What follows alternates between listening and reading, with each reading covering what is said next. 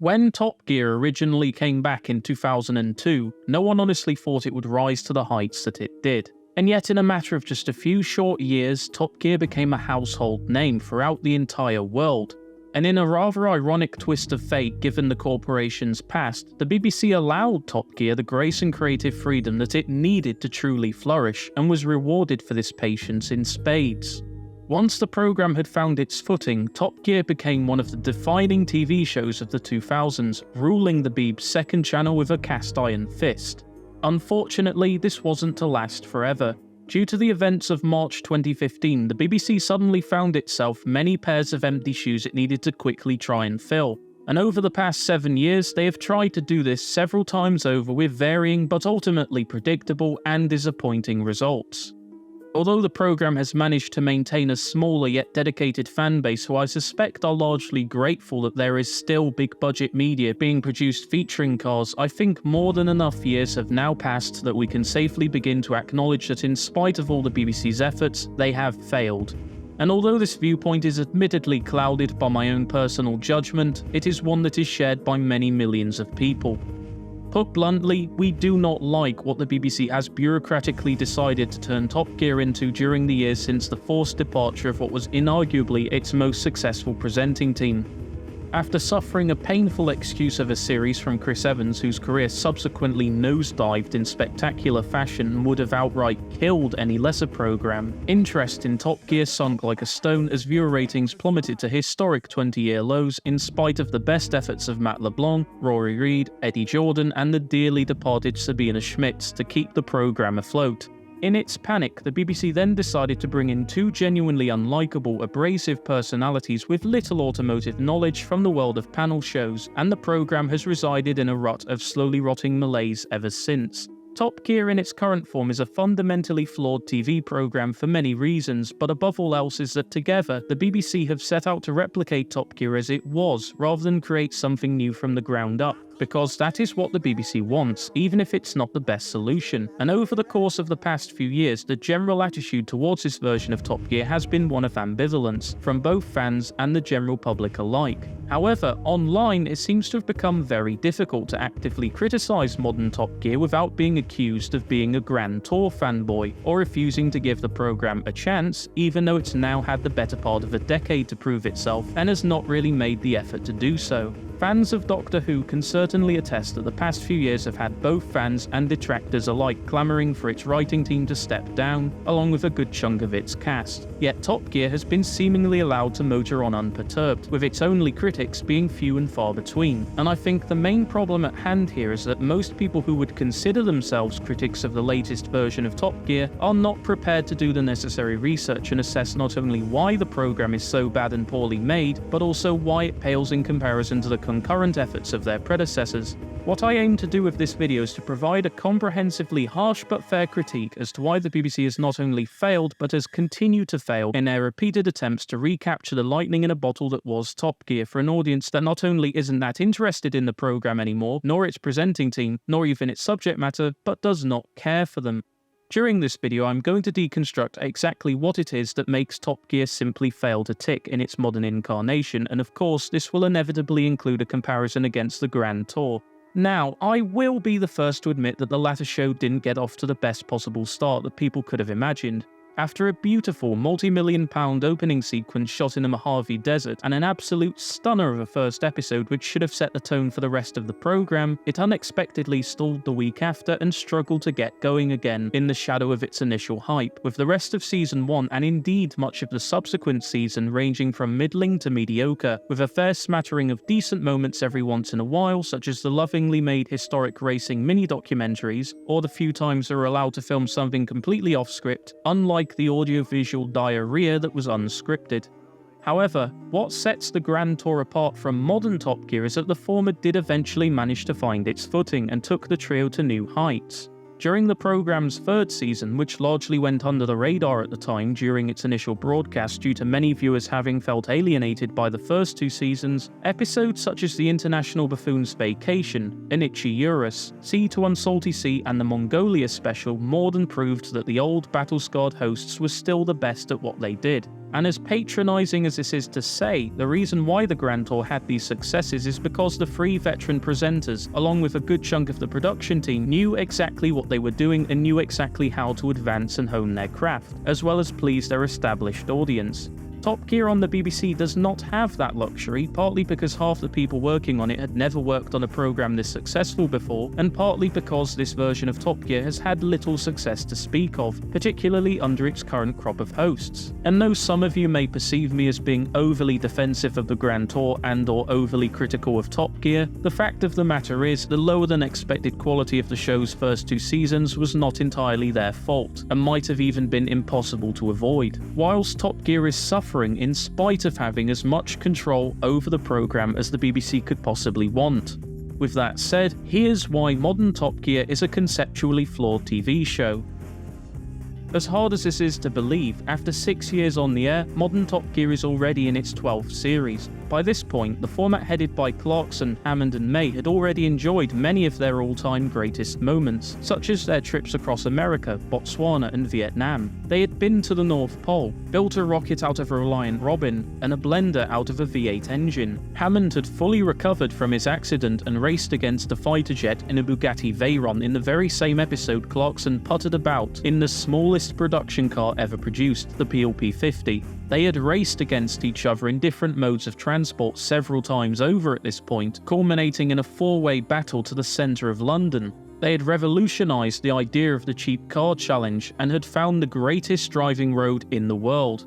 In just 6 years, Top Gear had already managed to create a legacy that hundreds of other shows created during that time frame could only envy. And yet, in that same amount of time, what exactly has the revived format achieved? What has it produced of worth? The tractor, some wrecked supercars, a fraudulent top speed attempt that should have been the most significant achievement in the history of the automobile in over 35 years that instead ended up mired in many layers of controversy thanks to a lying scumbag of a CEO. I think it's more than fair to say at this point that Top Gear, as it exists in its current form, will simply never be a classic in the same way that its predecessor was, and that is, as cathartic as it is for me to say, a shame given the legacy which it stands firmly in the shadow of. Whenever modern Top Gear tries to create what it believes will become a classic moment, such as attaching a Rover Metro to a bungee setup or racing a very high-powered supercar against a fighter jet, everything about it comes off as disingenuine and orchestrated.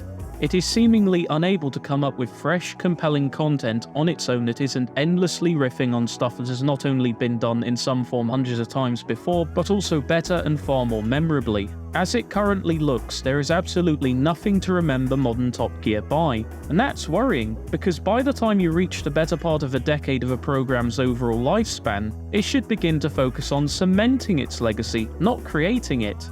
Even if you discount the pre-McGuinness and Flintoff years, as of 2023 the show is still the same age Top Gear was when it had already tested the reliability of £10,000 Italian supercars and produced the Winter Olympics special. Despite being in possession of a bigger budget than what they had, a clearer creative direction than what they had, and a lingering notoriety thanks to the efforts of the current presenting team's predecessors, Top Gear seems continually unable to recapture the magic it used to have. So why is this the case? Because in order to understand why Top Gear was so consistently good for so many years, you must first understand the context in which it was originally created. And that brings me to an important point which I need to get across early on. There's a fairly major misconception that so many people who lack the knowledge of the program's history or who aren't intimately familiar with the show beyond its status in pop culture believe wholeheartedly, and that's how the change in Top Gear's format initially came about, believing it was the BBC's handiwork, so I think it's time for a bit of a brief recap.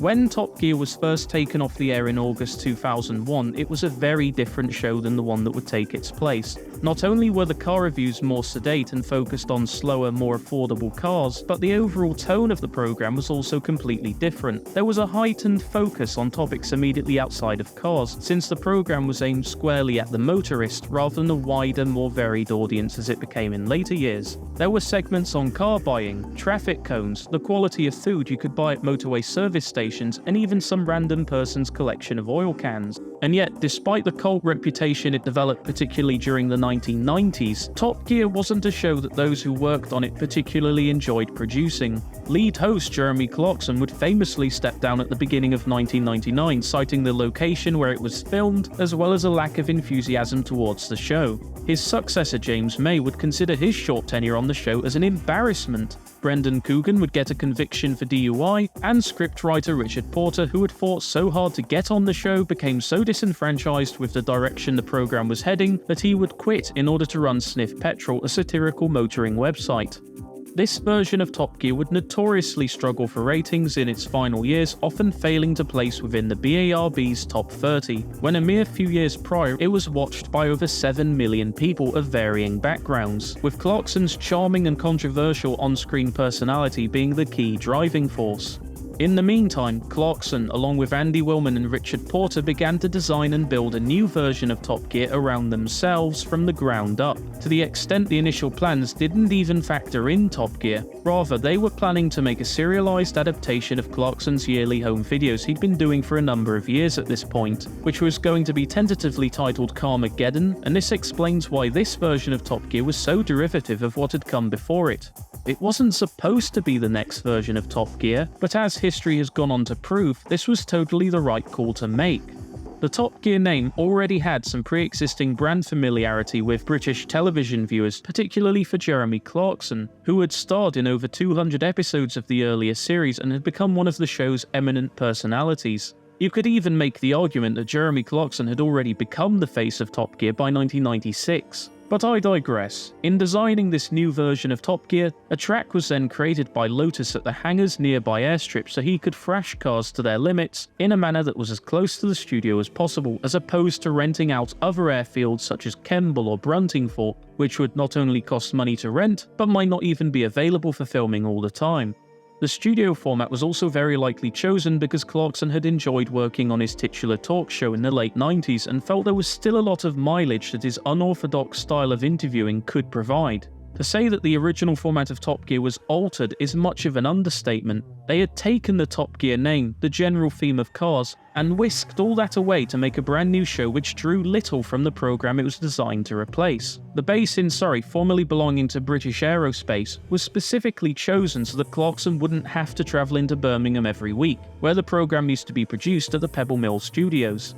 This is a particularly important distinction to make because the BBC had nothing to do with the reinvention of Top Gear.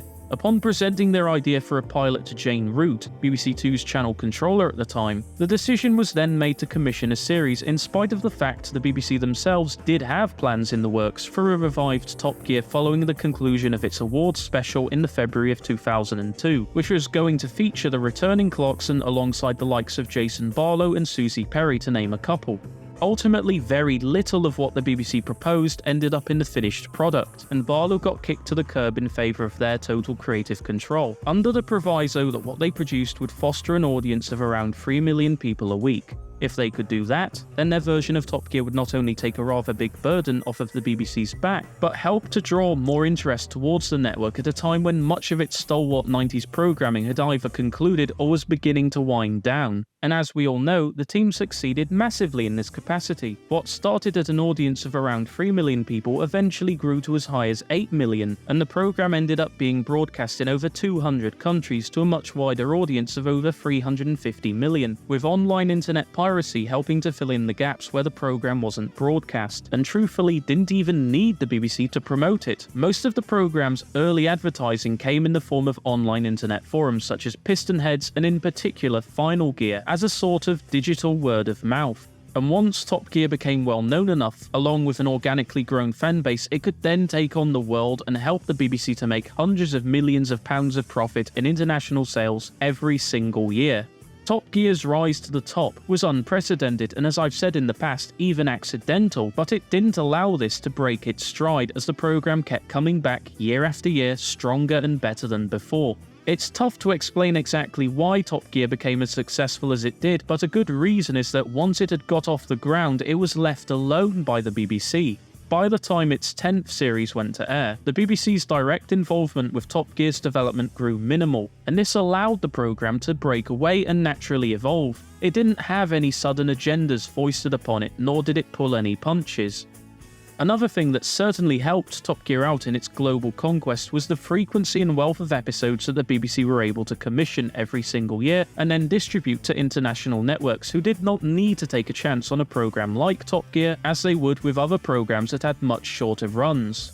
Rather, it was a guaranteed ratings hit no matter where it went, and had plenty of episodes in the tank for it to sell to these international broadcasters, and therein arguably lay Top Gear's biggest Achilles heel. As the years went by and the programme continued to gorge itself on more and more profit, the BBC viewed it as less of an anomaly that it would leave alone as other programmes rose, fell and got the axe, and more of a cash cow it sought total control over so that it could freely exploit Top Gear in order to promote the rest of its network. For a period of several years, Top Gear would embroil itself in controversy after controversy, with the BBC's patience beginning to wear thin by February of 2014, when it would finally issue what is ambiguously referred to as Clarkson's final warning. So when Tony Hall finally decided to execute this plan and make the premeditated choice to dismiss Clarkson from the show in March of 2015 following an altercation with series producer Oisin Tymon, the BBC clearly thought they'd get to have all of this success for themselves. The million-strong petition, which even included the vote of the incumbent Prime Minister, David Cameron, was a minor inconvenience they probably didn't anticipate, but at its core, what they wanted was very simple. They wanted Clarkson gone, more than they wanted Top Gear to actually be successful. Because as Top Gear got bigger, so did the controversies, and after being rocked by the likes of U-Tree, which the BBC used TV license money to defend itself against, getting rid of Clarkson was a logical stance for them to take, as it would be one less thing on their plate. And by the time the mid-2010s rolled around, they were in an ideal position to do so. Because of some shady dealings that had been going on behind the scenes for a number of years at this point, which led those in charge to make some drastic decisions in order to ensure Top Gear's future, the BBC did not want Top Gear threatening another mutiny against the network as they had done so the previous decade. Confused? I'll explain. From October 2006 until September 2012, there was a period of roughly 6 years where the BBC didn't actually own Top Gear, and this was a major lapse in judgment on the BBC's part. Owing to persistent rumours that the show was to be taken off the air following the conclusion of its 9th series and the months leading up to it, including Richard Hammond's accident in the vampire jet car, Andy Willman and Jeremy Clarkson made the decision to set up what they called Better Six, a production company unaffiliated with the BBC just in case the programme was cancelled, in order to make it easier for the team to contact other networks to see if they'd be interested in the event this happened. Essentially, for these few years, the BBC used the Top Gear name and associated intellectual property under license. They would still earn much of the licensing and merchandising profit in return for airing Top Gear on its TV channels, but crucially what Better Six had that the BBC didn't over anything else was the rights to the show, which most showrunners would typically forfeit.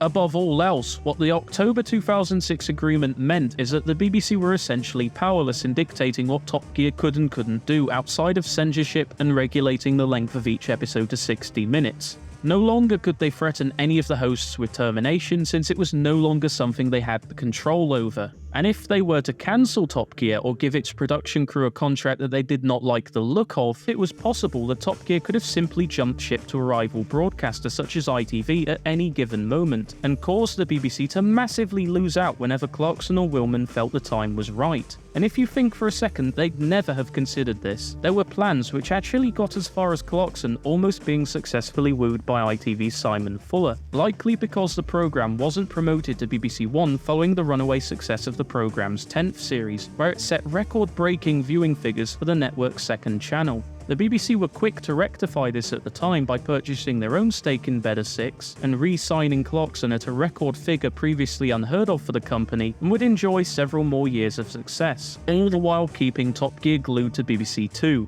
In return for the BBC's purchase, Better Six were then allowed to use the Top Gear name for their otherwise unaffiliated live show, which had previously been called MPH, and began working more closely with the BBC, particularly in regards to merchandising, as well as producing a series of home videos that it regularly topped the charts with. And though they were now working much more closely with the BBC, Better Six had served its purpose. By 2012, it was felt that Clarkson and Top Gear had become so synonymous with the BBC that any major fracas between the two parties would be a net loss to all involved, and so the BBC offered to buy the Top Gear intellectual property outright in its unabridged totality, seemingly declaring a final truce, and this is in hindsight where everything started to fall apart.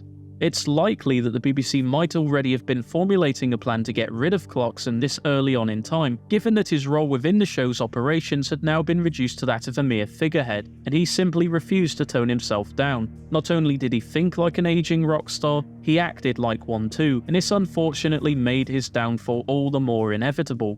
As I'm sure you all know, especially given more recent events, Jeremy Clarkson is not the most politically correct individual on the face of this earth, never has been and likely never will be. Over the course of his 35-year-long career, he has taken potshots at anything and everything, with nothing off the table, and I believe Clarkson's reputation was beginning to have a perceived negative effect on the BBC's global image, particularly during the time it had already been thoroughly tarred with the aforementioned U-Tree scandal and its ensuing fallout. Put plainly, the BBC wanted all of the good that Top Gear wrought, with none of the bad. I struggle to fathom for 1 second that the BBC actually cared that Jeremy Clarkson said some mean things and got physical behind the scenes. I think it's far more likely that the BBC had grown increasingly impatient and annoyed that one of its most successful programmes continued to defy the values that the BBC aimed to promote as the 2010s went on, and the whole idea of the final warning was simply their best shot at getting rid of Clarkson once and for all. Even outside of internal power struggles, there were other signs that the BBC simply did not like what Top Gear represented. One of the more infamous instances of this came at the beginning of March 2015, but was rather predictably overshadowed by other concurrent events. You see, the month prior, BBC's online streaming service known as iPlayer experienced its most successful month on record, accruing over 300 million views in just 28 days, and the BBC set out a press release to reflect this success. 4 of the service's 5 most watched programmes for that month were unsurprisingly the latest episodes of Top Gear, taking up the top 3 spots, as well as its second episode being the most requested programme on the platform by a factor of more than 500,000. To say that Top Gear dominated the month of February 2015 would be a gross understatement. The programme practically annihilated any and all comers. The conclusion that most people would naturally draw from this news is that the BBC should have been thoroughly overjoyed with this news, and yet for some reason they weren't. Emphasis was instead focused on the EastEnders live episodes, which despite being successful did not draw anywhere near as many viewers as Top Gear did, and the language used within the report makes it seem almost as if Top Gear was a mere afterthought. The BBC refusing to acknowledge that it was Top Gear and not EastEnders that chiefly helped to make iPlayer such a success that month seems like such a bizarrely specific, abject denial of reality, to the point it was almost as if the BBC simply didn't like Top Gear, and was perhaps endemic of a bigger rift beginning to form between Top Gear and the BBC in the wake of Clarkson's infamous outtake, which some believed was deliberate internal sabotage, given that the footage was not at any point considered for the final cut, and had to be sourced by someone who knew of the outtake's existence, but I digress. When even The Guardian thinks your press release stinks of bovine feces, then you should know that you've royally screwed up. With all of this in mind, it stands to reason that the BBC liked Top Gear enough as a product, certainly enough to keep it on the air every single year, but just couldn't stand having it weighing down the rest of their portfolio, with the hosts' refusal to kowtow to political correctness and constantly offending whoever they felt like. And in order to achieve this, I think they were not only naive enough, but also greedy enough to think that the people who watched Top Gear did so purely because of the cars, the challenges, and the stunts, and wouldn't have minded if the show was presented by someone else. And this is due in part to the relative success that the Australian and American versions of Top Gear had already enjoyed. On that subject, I also believe it was this same greedy naivety that led to the BBC yoinking the US franchise rights from the mildly popular History Channel adaptation so that it could start up its own ill-fated American version of Top Gear on its own network, and well, let's just say it failed to make any sort of splash outside of gracelessly sinking to the bottom of the televisual sea floor, never to be heard from again. Crucially, with Clarkson, the biggest thorn in the BBC side, now gone, the big boys could finally swoop in and make the show that they wanted. Top Gear would no longer thrive on sardonic, offensive humour that would land the show and its hosts in hot water every other week. This was going to be a modern, socially inclusive Top Gear that fell more in line with the BBC's content policies. Of course, they weren't planning on losing as much as they did. Above all else, they did not foresee the departures of both Hammond and May from the program, going as far to offer the pair a much larger contract than they had previously worked under, which they unsurprisingly rejected. Because what the BBC failed to understand is that even though the trio frequently would joke about carrying on without any of the others, the truth is their camaraderie went far beyond what they got up to on the small screen. They were friends, and you don't break up a circle of friends in the name of money.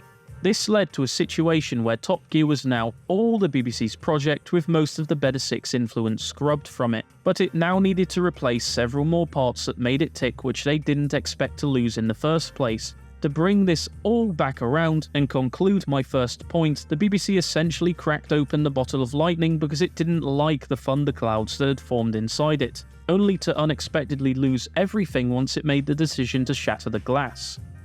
Though they have never directly admitted it, the BBC thought the world would be superficial enough to not care about Clarkson and to eventually forget him. Top Gear would be back on top within a year, without the controversies, but with everything else the programme had been building towards since the mid-2000s. This brings us on to point number 2. Modern Top Gear's inability to create a competent hosting team. Because it was born out of very different circumstances than what Top Gear had originated from, the corporation was put into a very hard place as everything started to fall apart around them. They had custody of the Top Gear intellectual property, something which Chris Evans made sure to drill into our heads ad nauseum many months later, but weren't sure of how to go about things from there. The BBC had now found itself manning a ship it had never actually boarded, and after making its beloved captain walk the plank. The first thing to go was the live show.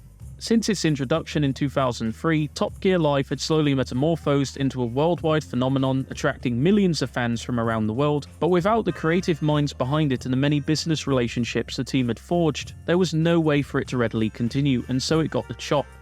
The magazine would of course continue, as it had always done. It was still selling respectable numbers at this point, with 143,000 units sold per month on average throughout the first half of 2014.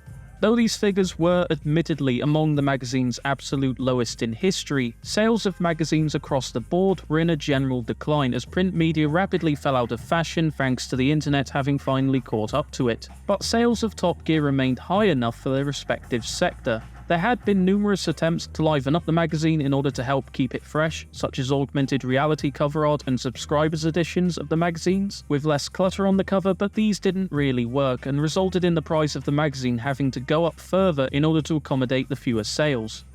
Turning our attention back towards the Top Gear programme, there were many options the BBC had at their disposal, but other than Sabina Schmitz, who had featured numerous times on the show in the past, alongside Chris Harris, who had worked for Harry Metcalf's Evo magazine for well over a decade at that point, as well as gaining something of an underground notoriety due to his web series, the BBC essentially hired whoever they felt like, creating an eclectic, diverse team of many talents, but masters of none.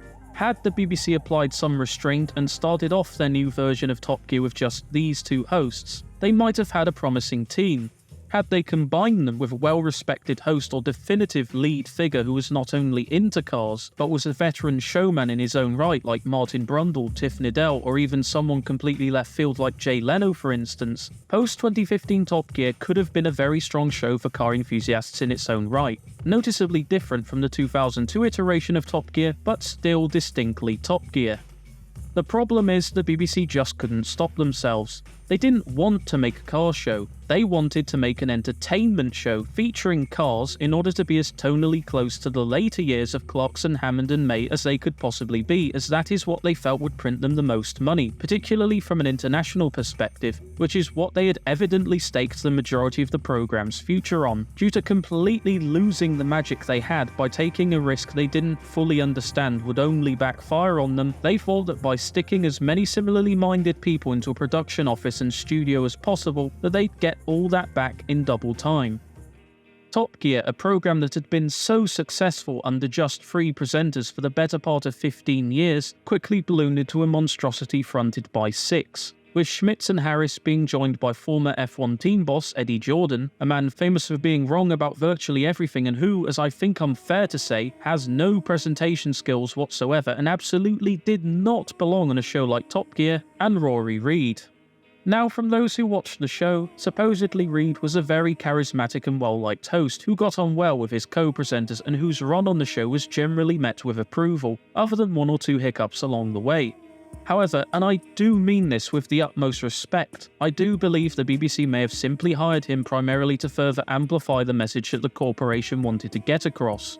Top Gear would not be the same program with three middle-aged, out-of-touch, homophobic, misogynistic white men anymore, and a young black presenter was precisely the ticket the BBC were looking for in order to really rub the difference in as much as they possibly could.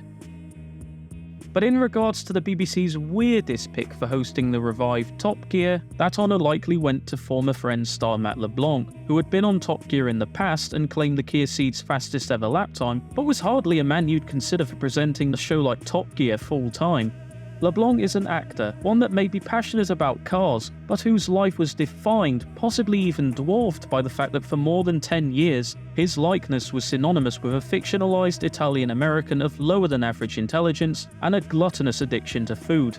Above all else, he was likely picked out of name recognition and because at the time, Friends was enjoying its own 20th anniversary and a resurgence in popularity, particularly in the UK, thanks to constant reruns on Comedy Central.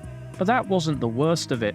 The problem is, for some reason, in spite of his credentials, the BBC felt it somehow wasn't right to give Chris Harris, a dedicated, seasoned petrolhead, the reins to the programme. They felt that the number one thing conducive to Top Gear's success was that the show's lead had to be someone as similar to Clarkson as possible.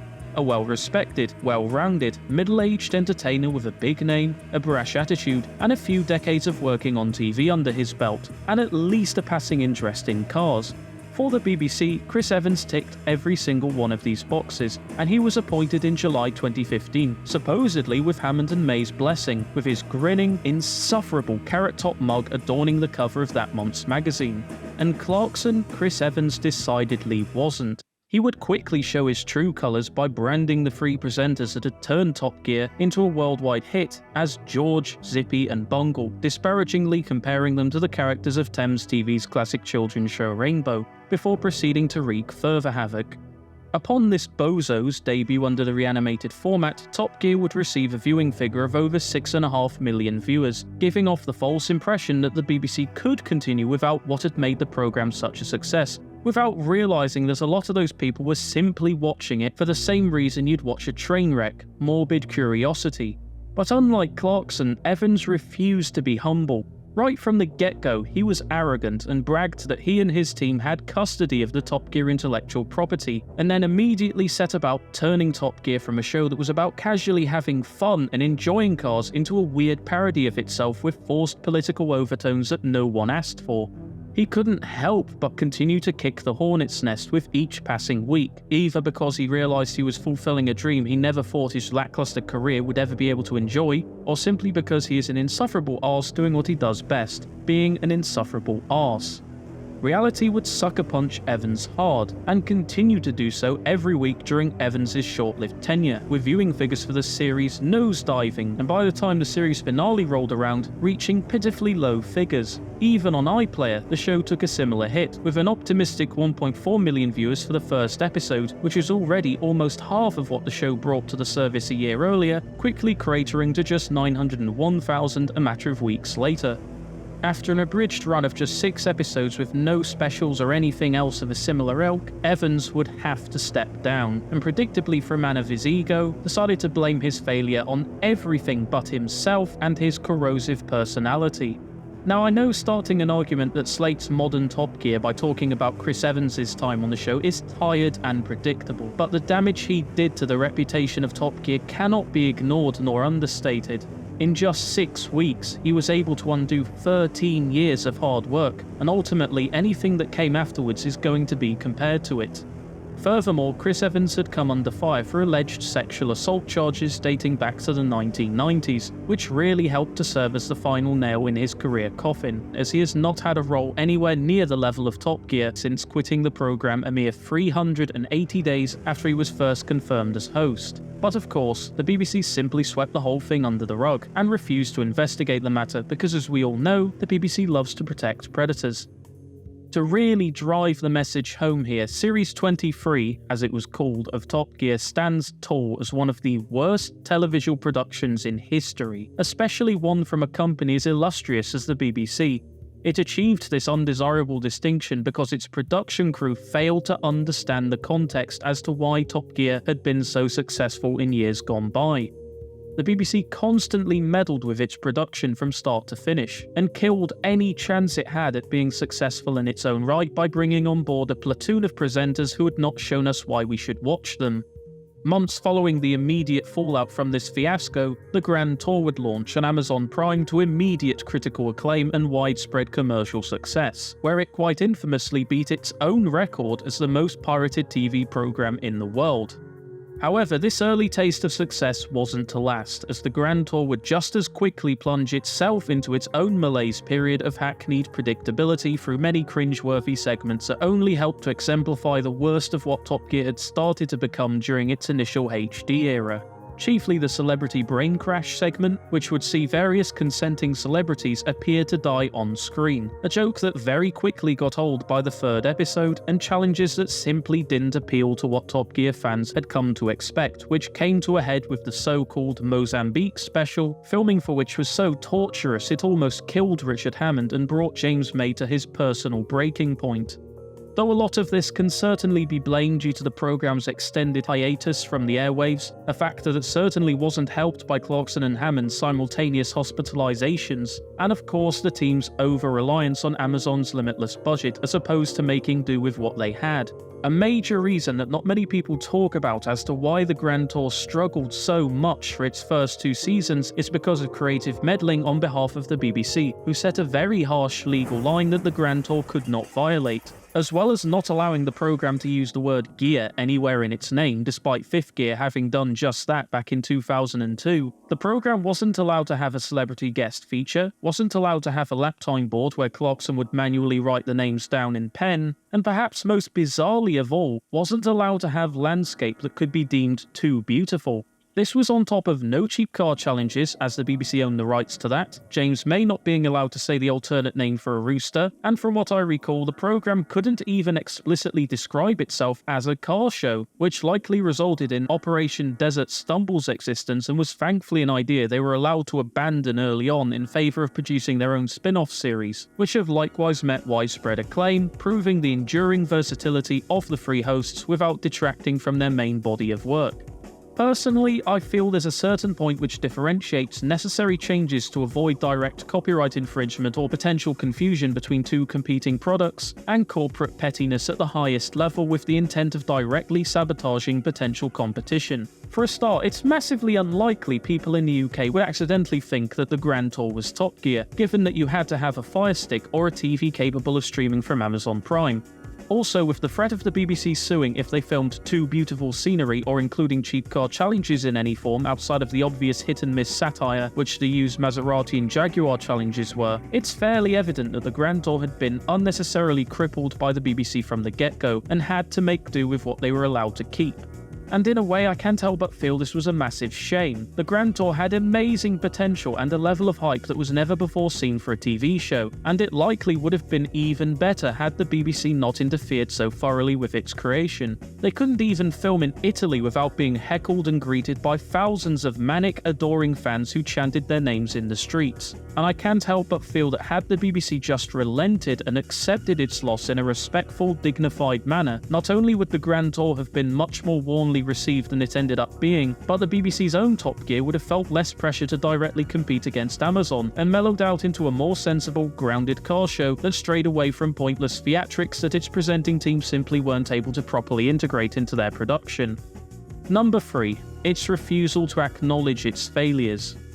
In July 2016, after the first series of relaunched Top Gear had come and gone, the BBC quickly trotted out this piece of damage control, stating that the Chris Evans series had apparently been more of a success than Clarkson's last series from an international perspective.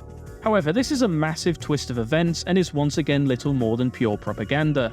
First of all, the article notes that Top Gear typically made £50 million in international sales every single year, and it apparently exceeded these figures in 2016. This is very cleverly worded to make it seem like the series with Chris Evans was a massive success, as it does not factor in the other $100 million that Top Gear would help to make each year, only the $50 million it made abroad. Tim Davie explains this is because they had sold the 23rd series of Top Gear to 41 more countries in 2016 over the year prior. Of course, this is not mentioning which countries, nor does it mention the fact this was more than likely a result of Top Gear's pre-planned expansion, which had already started 1 year earlier, where the 22nd series was simulcast worldwide across 50 countries for the very first time, out of the 214 territories the program had been historically sold to. This increase in sales was more likely down to the deals the program already had locked in place a year or two earlier with international broadcasters as opposed to any genuine demand. But it's not like the BBC could even celebrate this achievement, because a mere 5 months later, Amazon Prime would roll out its services for the first time across 200 new countries, bringing its global outreach to 242, 100 more than the BBC proudly boasted it had sold Top Gear to. And besides, why should we even take the BBC's word for it? They have a history of embellishing or even outright lying about the success of their programs in overseas territories, such as the time they tried repeatedly to claim that Downton Abbey was watched by 160 million people in China. In reality, only around 1 million Chinese citizens watched the program, and the claims of 160 million ultimately derived from a projection based on the pre-existing success of other BBC titles in the region before a single episode had even aired. However, this hasn't stopped many renowned media outlets from reporting the blatant untruth that Downton Abbey has been a roaring, unexpected success in China, when it's actually been a massive flop and hardly influenced the country's culture in the slightest. For some reason, this is a battle the BBC does not want to lose. As an addendum to this, the show's first movie was also a major flop in China, barely grossing $3 million out of its $237 million worldwide gross. And to give some sort of comparison, Avengers Endgame made more than 200 times that in China. Sorry BBC, but like Regina George always said, stop trying to make Chinese Downton Abbey happen. It's not going to happen. But much like Chinese Downton Abbey, they are certainly trying their hardest to make a reimagined Top Gear work. With Chris Evans gone, they then settled on promoting Matt LeBlanc to lead host, and continuing in much the same vein as before. They would reduce the show's production output to a mere 5 episodes per year, which is hardly enough time to develop any sort of meaningful on-screen charisma, and Top Gear continued to suffer for it.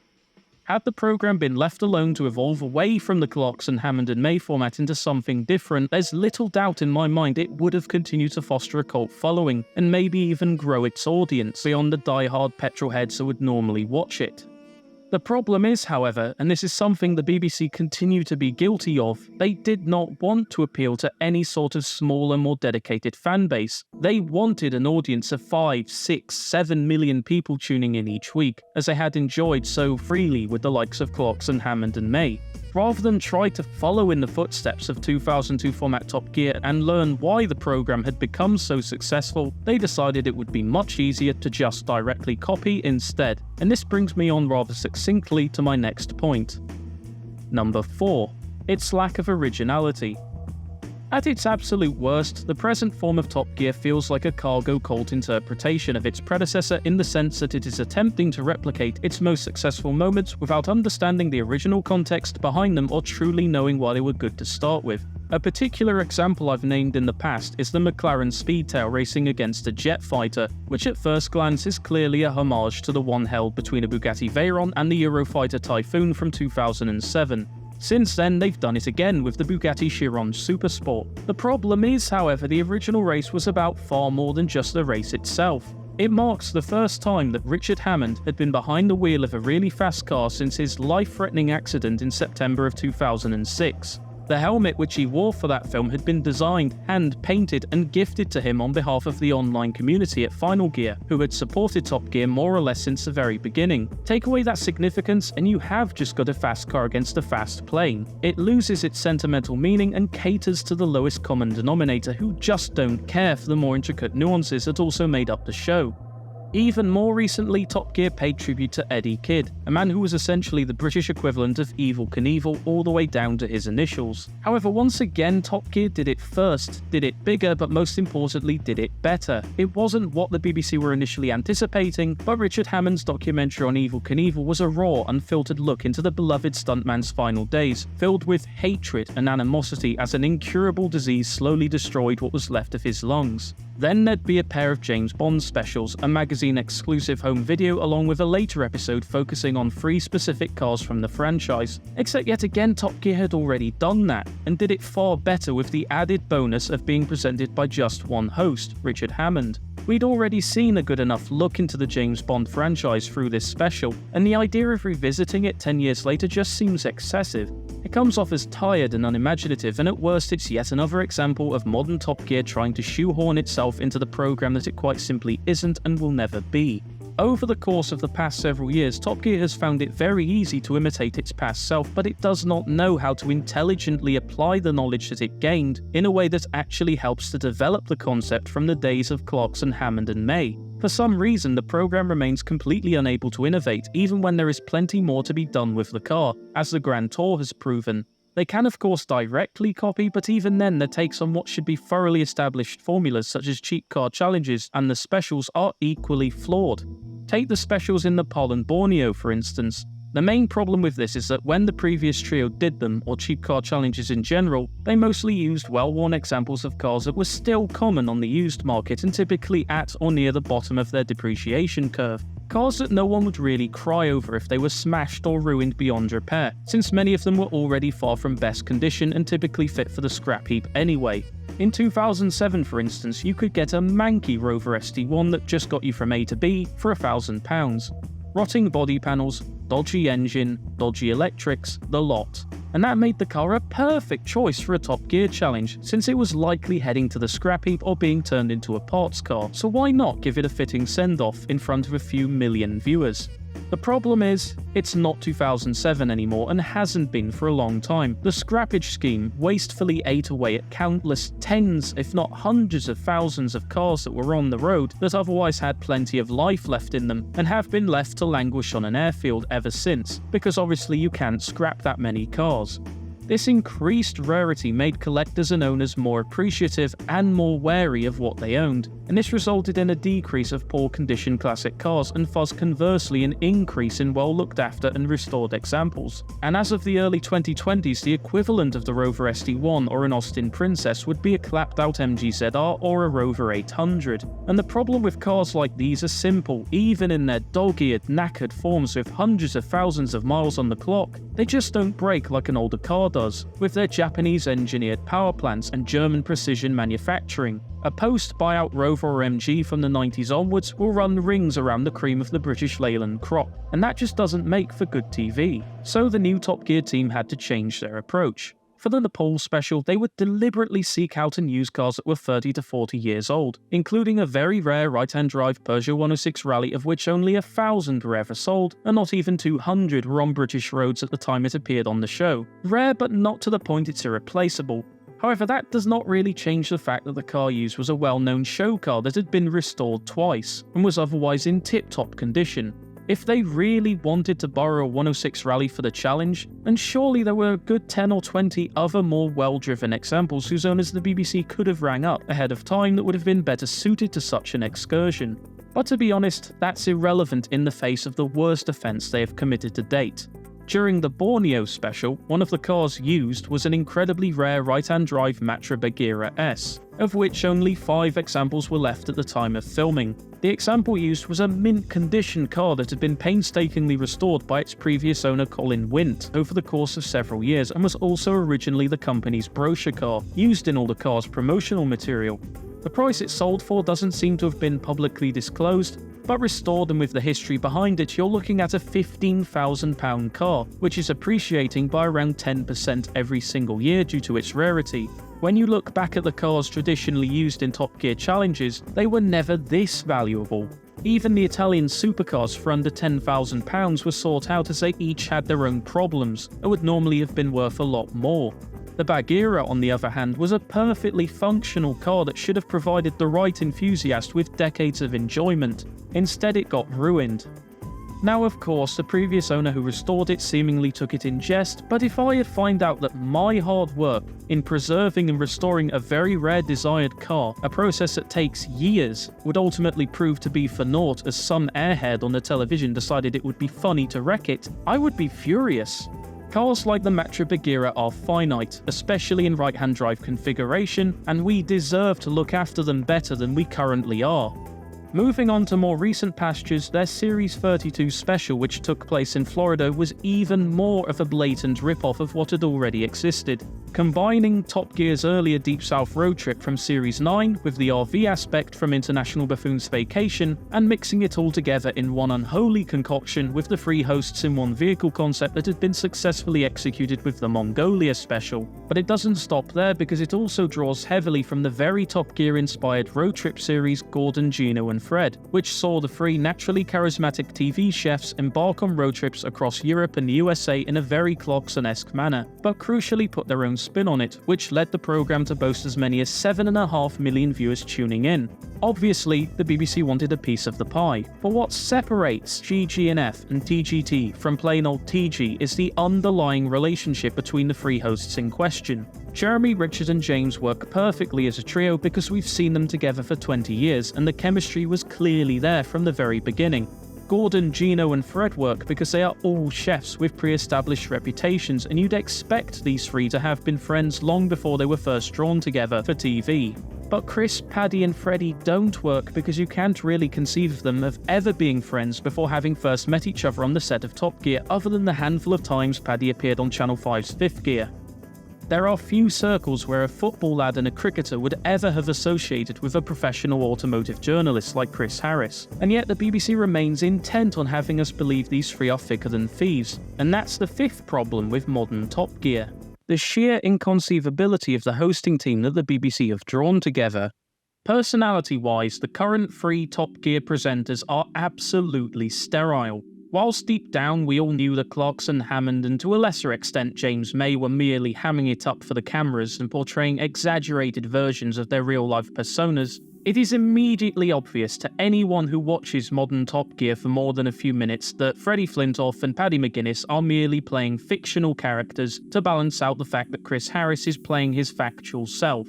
Two cartoons wrangling around a stoic petrolhead, and it just doesn't work. Simply put, there's no natural spark or soul between them like we saw with Clarkson, Hammond and May, and this seems to have come about as a knee-jerk corporate reaction over just how badly Top Gear had languished in the wake of Chris Evans and Matt LeBlanc, after having kicked them, along with the comparatively well-received Rory Reid, for the crime of being unable to develop natural charisma at the accelerated pace that the BBC desired.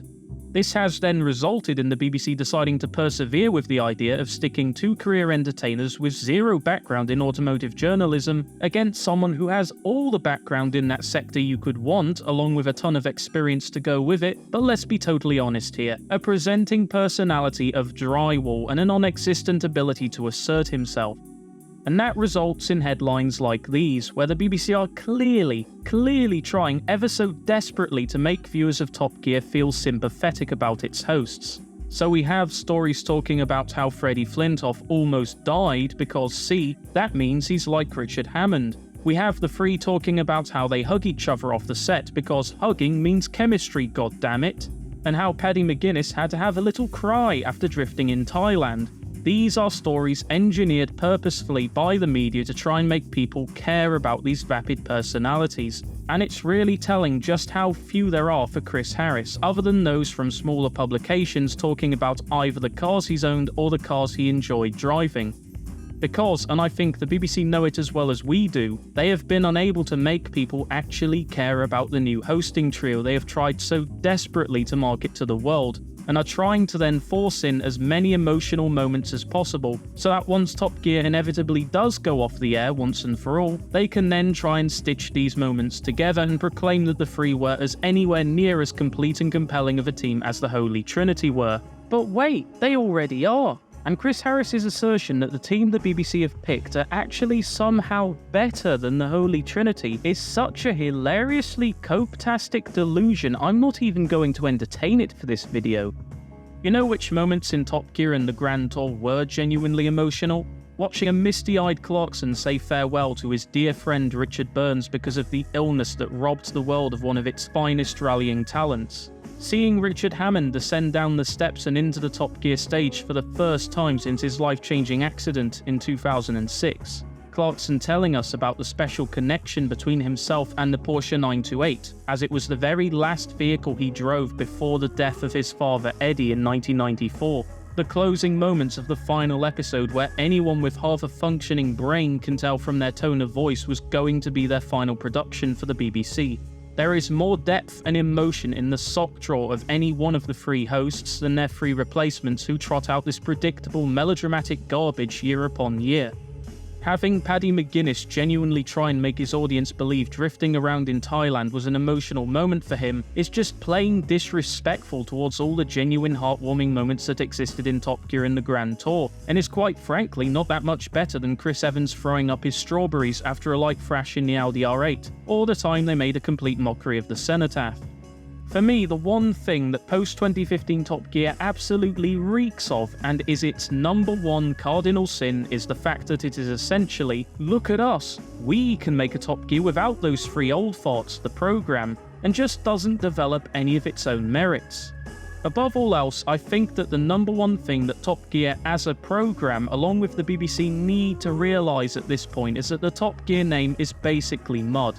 It just does not have the same drawing power that it used to, and the programme cannot move on and develop until it decides to fully shed this rotting carcass of what Top Gear once represented and move on to becoming its own thing in its own right. The show needs to stop living in the past, coasting off of previous successes and endlessly readapting and perverting the format devised by Clarkson and Willman far beyond its original intended shelf life. You can give the programme new hosts and a new coat of paint every once in a while, but at its core it's still 20 years old. Certain aspects have aged better than others, and it is solely the job of Top Gear's presenters and producers to figure out what those aspects are. Otherwise, sooner or later it will find itself on the chopping block, and no one will mourn its loss. As a trio, the current Top Gear presenting team's biggest collective weakness is that they are attempting to present Top Gear in a style that just does not naturally suit them. Though they have invariably put their own spin on the format, they are still clearly trying to become characters in as similar a vein as possible as their predecessors, instead of just extending their own personalities. And that's because two of the hosts presently in Top Gear are just not automotive journalists at heart. One is a cricketer who became a game show host, and the other is a comedic actor. To really exemplify this, here's an article that Stephen McIntosh wrote for the BBC in 2020, pretty much propagandically proclaiming that Top Gear had overcome its problem phase, and this would be one of a few articles that McIntosh would write in defense of the programme. I'm going to read through this article and explain why it's pretty bad and that Top Gear never left its problem phase behind. The article begins by stating that the 28th series of Top Gear launched in Leicester Square, with Tony Hall deciding to turn up for one last dance before he resigned from the BBC, celebrating that the programme had finally brought in more than a few thousand viewers after its third change of hosts in just as many years. Fairly laudable, one has to admit, but mostly laughable. Why? Because just a few years earlier, Top Gear was able to consistently pull 6 million viewers in its sleep. Celebrating less than 2/3 of that is endemic of just how desperate the BBC had become as Top Gear continued to flop. This is made even more ironic since Tony Hall, as you all know, was essentially celebrating his final night with the BBC by having successfully hastened the death of a programme he helped to kill in the first place. The BBC already had a programme that netted them a guaranteed audience of more than 5 million people every single year, made far more than that in merchandising, home video sales and performance ticket sales every single year, and remained a critically acclaimed and well-loved TV series which swept up awards every single year. And yet they still willingly decided to throw all that away for a programme that time has proven simply cannot match that. There just isn't the interest. And of course, you can endlessly argue that Clarkson was on what the BBC considered to be its final warning against him, and they were well within the right to terminate him. But if every company stuck to its guns in the manner that the BBC did in early 2015, almost no one would have a consistent job on TV. Sometimes you just have to conduct business in as diplomatic a manner as possible, even if the other party didn't. Especially if the program the problematic individual is a part of heads a brand as big as Top Gear, and especially if the offender acted humbly and reported his own misdeed a day later, rather than hiding it for 30 to 40 years like some formerly under the employ of the BBC did. At the end of the day, the BBC made the conscious decision to cut its nose off simply to spite its face, and is still paying the price for it many years later. Paddy McGuinness then decides to chime in over the idea that the beauty of Top Gear is that it's an entertainment show which the whole family can watch. We're not just doing straight car reviews every week. I mean, that's one way to describe what Top Gear was during its golden years, but that's not telling us anything new. Most people already knew and understood this. At best, Paddy is just being patronising, and at worst, he's insulting the intelligence of his own audience. He has summed up what Top Gear was without actually saying anything useful or something that would persuade me to watch his version. Macintosh then says this: but the reliance on the entertainment element of the show's format is precisely why it faltered in 2015. And again, here we have the BBC being absolutely petty, because that's factually incorrect, and to me seems to be yet another countless conscious example of the BBC's downright pettiness and insistence on blaming the older trio for its own failures made years after the latter had any involvement. Top Gear didn't falter in 2015, it was doing absolutely brilliantly until the night it all came crashing down. Jeremy Clarkson's temperament may have faltered, Tony Hall's decision-making centre undoubtedly faltered, Danny Cohen's ability to control a channel faltered. Though it was certainly far from the best days the programme had enjoyed, Top Gear in 2015 was still accruing big viewing figures and big money for the BBC. Top Gear didn't actually begin to falter until 2016, when some egotistical ginger nut was given the keys, and promptly crashed the programme into the metaphorical telephone pole.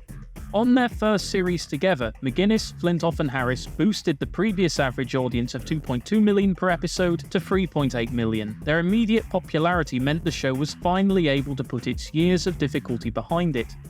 Now I'm sorry, but even after discounting the various flops that Series 28 followed, I certainly wouldn't call what was still otherwise the lowest ever ratings for Top Gear since 2004 a success, nor would I brand it as being immediately popular, especially not for a special which used to get upwards of 7 million viewers even during Top Gear's later years. After this, we have Chris Harris saying what is in my opinion easily the most incriminating thing about the production process for modern Top Gear. We like to be involved vaguely in the creative process so we know what's going on and we have some input, says Harris. But actually, Top Gear is at its best when the producers spring something on you and we respond naturally to it. The use of the word vaguely tells me an awful lot here. It tells me that the free hosts aren't involved in the creative process at all, other than giving some useless input every once in a while in an attempt to claim credit for something they're not really involved in the production of. When the previous version of Top Gear was being put together, it was usually Clarkson whose mind devised the idea for a crucial segment, and even in the instances where it wasn't, other members of the team such as scriptwriter Richard Porter would step up and collaborate together from the off, in order to produce the end product. It was from this process we got classic films such as the Toyota Hilux destruction, the £100 cheap car challenge, and of course the international specials. The producers did not spring pre-made films onto the presenters at any point, and I think this is a key difference that is understated. The original Top Gear was like a labour of love, the manifestation of the ideas that Clarkson, Hammond and May came up with in their off time which just so happened to make for entertaining TV. Newer Top Gear is like the manufacturing process of a product. A few people knock up ideas behind closed doors and then once it's made, get a few personalities to unveil it without them really understanding what those ideas are. Flintoff, McGuinness and Harris are essentially mouthpieces for the BBC's scriptwriting department. Moving even further, the article turns it into an unashamed promotion of Top Gear by trying to make a bungee jump in a Rover Metro sound appealing, along with Flintoff cheekily exclaiming that he'd like to see Clarkson doing this. Unfortunately for Flintoff, that's quite an idiotic thing to say and was so obviously spurred on by Clarkson's comments from the end of the Seaman special in Asia, especially once you consider that Clarkson and his co-hosts have already done stuff on that level as well as so much more. Their feats and achievements far dwarf those of Flintoff's, even if you were to include the years he spent professionally playing with other people's balls. Until Freddie Flintoff has won an Emmy, scooped up a full display case worth of other televisual awards, sold out live shows for more than a decade, travelled to the North Pole in little more than a pickup, won an award as the nation's favourite TV programme for an entire decade, and above all else, contributed anything of worth to Top Gear's legacy and the greater British TV mythos as a whole, he has literally no right to talk. He is a mere coattail rider, largely absent of any talent, playing in the ruins of something that was once great, like a child plays with the remains of a demolished building. As the article draws to a close, for some reason this particular media outlet, like so many others from around the same time, wetted itself over the prospect of Jeremy Clarkson appearing to acknowledge climate change, which is something I just don't understand as being a big of a deal as they make it out to be. Clarkson never actually denied climate change. What he did deny for a good couple of decades was global warming, the idea of which has since been largely dismissed in most scientific circles. Returning to the argument at hand for a second, I'm sorry, but I just refuse to believe that Chris Harris, Paddy McGuinness and Freddie Flintoff are genuine friends with one another off the screen. Their backgrounds in entertainment are so vastly different that the three are essentially chalk and cheese. The whole reason the trio of Clarkson, Hammond and May worked so well for so many years is that they were cheese and cheese. Three like-minded individuals of a similar background, intellect and enthusiasm, because sometimes, as Richard Porter infers in his autobiography, that is the best way to make a team, since as Top Gear learned quite well during its pre-cancellation period during the millennium, putting nature program hosts in the role of presenting a car program once your star host had left just didn't work. Top Gear is not a traditionally scripted TV series. It blends elements of fantasy with reality, and to have something like that work, you need to forego diversity in favour of predictability, so that the program can be more genuine. Part of why Clarkson, Hammond and May were so successful is that they were basically walking encyclopedias with the combined knowledge of more than a century's worth of the car and its associated history. They knew exactly what they were talking about 99% of the time, and this helped them to bond better than hosts of differing backgrounds. Intimate knowledge of an industry at that level is not something you can learn by studying a few books and watching a few documentaries. It's something that has to be ingrained into you from a young age and gradually built upon over the course of your life. And this plays into the earlier host's strengths in more ways than you might initially think. Despite its media-given reputation as an ignorant and xenophobic show fronted by three rabid jingoists who hold a 19th century geopolitical outlook towards the rest of the world, Top Gear did far more to highlight the plight faced by many people across the world than most other programming ever did. When they did their US special a year after Hurricane Katrina had laid waste to America's Deep South, Top Gear were among the first media figures to learn that very little had changed since the hurricane, with signs of its destruction remaining very prevalent. When they went to Burma a few years later, they demonstrated how torn the country had become after many decades of ruinous dictatorship. When they visited the Eastern Bloc, they went right up to the Russian border with Ukraine and noted the volatility between the two sides years before any invasion occurred. For all the talk of them being prejudiced xenophobes, they were ironically more authentic and accepting in their approach to all sorts of cultures and walks of life than most other productions. They went right into the heart of some of the most badly affected, poverty-stricken, conflict-riddled corners of the world and laid them bare for all to see. And yet, in an era where we have supposedly more fact-checking and access to information than ever before, their successors didn't know the area of the world in which they shot their Borneo special in, had instituted laws with the intent of eradicating gays from its society, and upon learning this had decided against shelving the special in favour of slavering the cars they used for that challenge in an entire B&Q's worth of Dulux and claiming to stand in solidarity, even though they were then thousands of miles away and in no position to make any sort of difference. And the thing is this. At this stage in their careers, Flintoff and McGuinness need Top Gear far more than the program actually needs them. Without a program like Top Gear bolstering their CVs, it's likely they would have just lost their sheen and joined the likes of Joss Stone, Julian Barrett and Justin Lee Collins in the purgatory of 2000's household names that have since fallen off the face of the earth. I have more than an inkling that until the BBC came calling, they just didn't care all that much about cars due to the general lack of car-related programming in their pre-existing portfolios, other than McGuinness appearing in a couple episodes of Fifth Gear. As an aside, it has long been rumoured that a lot of McGuinness and Flintoff's material is ghost-written by Chris Harris owing to the fact that neither of them have a background in automotive journalism, and I'm inclined to believe that. However, that on its own isn't that much of a problem and is ignoring the real issue, the show in which these three have been tasked with presenting. To present a program like Top Gear, car enthusiasm is not an option, it's a prerequisite. Even someone like Chris Evans had a clear interest in cars due to his £1 million collection. If you don't know much about cars, you shouldn't be presenting a program where they are the main focus. End of. Inevitably, as the next few years passed, Top Gear went from low to even lower, and by series 25, the program would secure the show's lowest ever audience ratings for a new episode of Top Gear since 2001. It was clear something had to change, and in 2019, that's exactly what the BBC did. Before Series 26 even went to air or so much as entered post-production, it was understood that both LeBlanc and Reed had been given the BBC's boot and replaced with two new hosts, with Chris Harris finally being granted lead host privileges. Not that this actually mattered much, since the show's singular car expert basically became reduced to being the butt monkey of the cricket player and the stand-up comedian's various insufferable ribbings. That said, it seemed for a time that this is what people wanted, as viewing figures soared from the minute Series 27 premiered, and rather astonishingly, by Series 30 the show surpassed 7 million viewers for the first time in more than 6 years. However, behind all of this supposed improvement, something clearly stinks. Though for a while I was even begrudgingly willing to admit that Top Gear had finally found its feet, as I did more and more research, I found things that just didn't fit this narrative. If Top Gear really had become renewed and reinvigorated as the media so insisted, there would be substantiative evidence to reinforce this.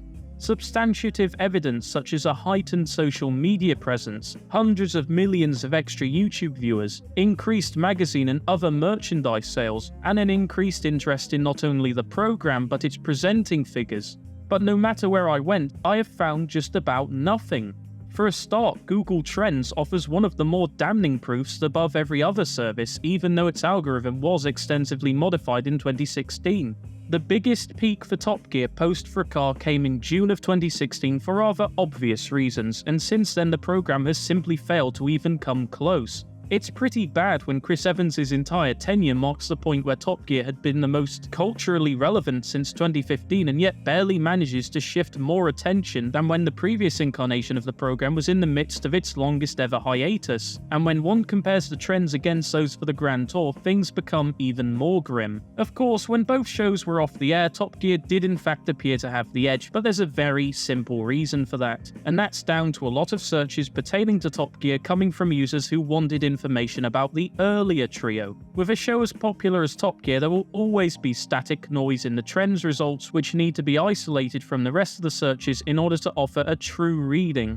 An example of this is with Knight Rider. Since 2017, the search trends for that program have consistently hovered around 5, despite no new official media having released in more than a decade, other than the occasional advert or promotional event that Kit or Michael appear in. If this is brought into consideration, then things become even more one-sided for the Grand Tour.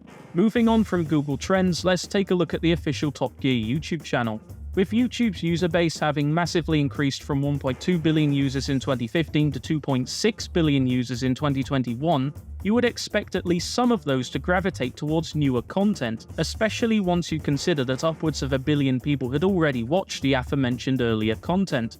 Within the context of other BBC programmes, or at least British programmes, this is generally the rule. Given enough time, newer content will displace older content. And yet this just hasn't happened for Top Gear.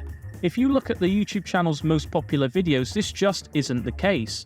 With exception of the channel's most watched video, which is already the most watched video before Ken Block's untimely demise in early 2023, and a video documenting the South Korean version of the show's accident involving a helicopter, just 2 of the channel's 100 most popular videos came after the Clarkson, Hammond and May era.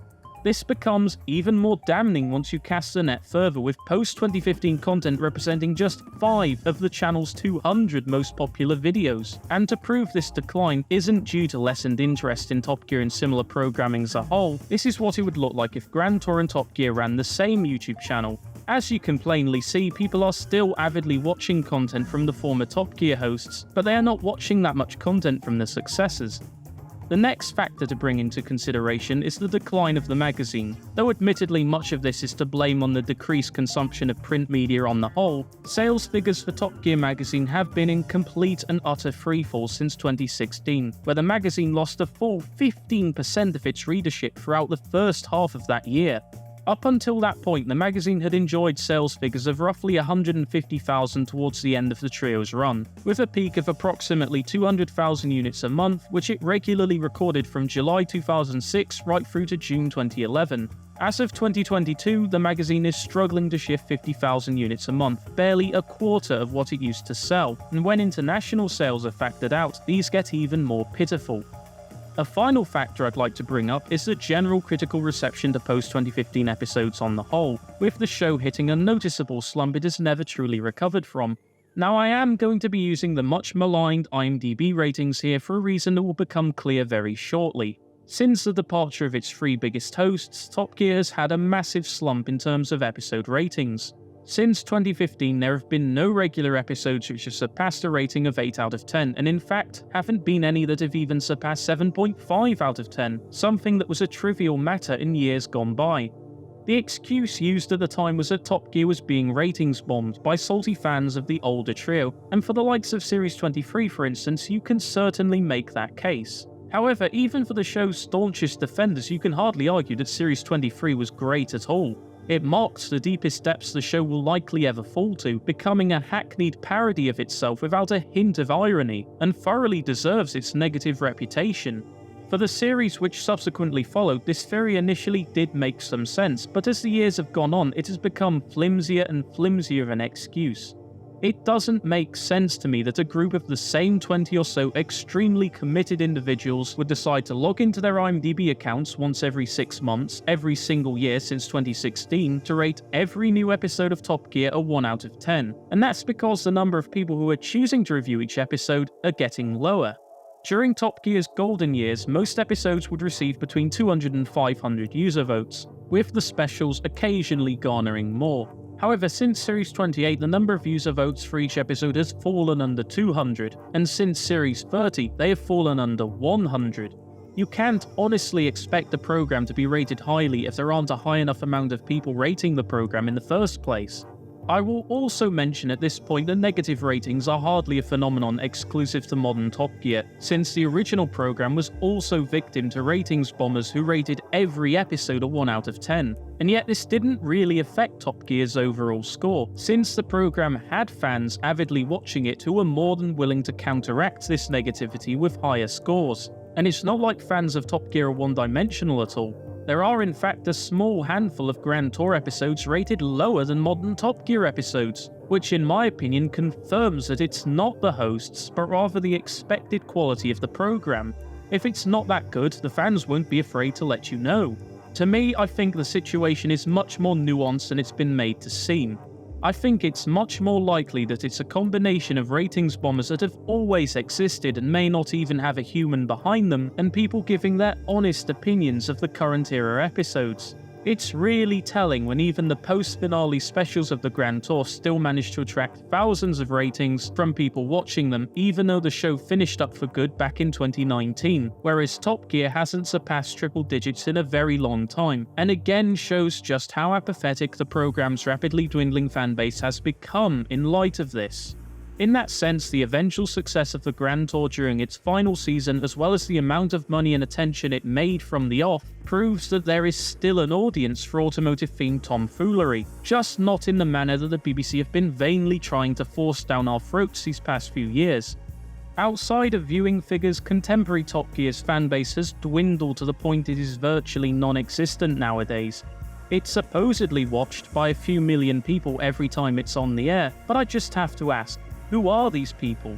Final Gear stopped doing individual episode threads after a couple episodes of Series 27 due to a clear lack of interest. Top Gear Box stopped providing synopses for the show after Series 26, again due to a lack of interest, and the Top Gear subreddit, until very recently, was constantly dominated by memes and other posts from the Clarkson, Hammond and May era, regardless if a season was currently ongoing. Somehow, despite increased viewing figures, they do not reflect an accurate indication of the actual viewing audience's size. The fact of the matter is, if Top Gear has legitimately earned these viewing figures, then there would be corresponding evidence on the internet to support this. Nothing corroborates the idea that Top Gear has actually had any sort of a resurgence over the past few years outside of reported audience figures and a lot of flattering headlines, and as we saw earlier, the BBC are not strangers to telling lies about their programmes to make them seem more impressive than they actually are. Furthermore, since the time this script was written, the viewing figures have yet again collapsed to the 3.5 million they were at before the programme's sudden boom in 2021. And that makes me wonder at this point, could the BBC or someone working on their behalf have engineered a conspiracy with the intent of making its new Top Gear seem better than it actually was? I've already mentioned how the BBC downplayed Top Gear's success in its later years and the many stipulations the BBC had in place to make sure the Grand Tour would be disadvantaged from the start, but I believe there's quite a bit more to it than that. I believe the BBC worked tirelessly behind the scenes to attack the Grand Tour from every conceivable angle, and I feel this is a great shame as a lot of those who remain to work on Top Gear, such as Ian May, maintained a good relationship with their former colleagues, and actually put in the effort to not make the same films that the Grand Tour were making. But as a greater entity, the BBC otherwise continued to act like a scorned ex, burning further bridges it quite frankly didn't need to burn.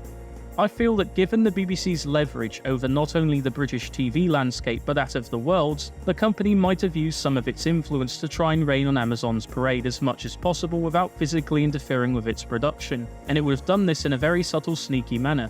By having online reviewers with very distant connections to the BBC negatively review the Grand Tour before then proceeding to shower the BBC's Top Gear with praise it simply did not deserve.